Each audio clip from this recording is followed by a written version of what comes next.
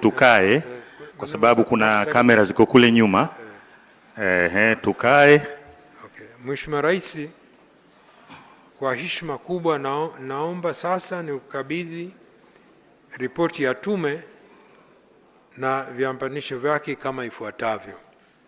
Kwanza ni ripoti kuu, pili muhtasari wa ripoti, mwenendo wa uchukuaji wa ushahidi ambayo una volume juzuu 2, viapo vya mashahidi affidavit ni juzuu nyingi za kila mkoa tuliotembelea, taarifa ya uchunguzi wa maiti mbalimbali na viambatisho vingine vya ripoti ikiwemo uchambuzi na maoni na taarifa zilizoletwa, taarifa ya uchunguzi wa kitaalam, nyaraka za rejea, ratiba ya utekelezaji wa shughuli za tume, orodha ya wadau wote waliofika mbele ya tume.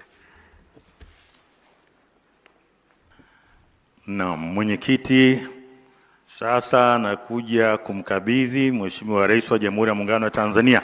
Makofi mengi.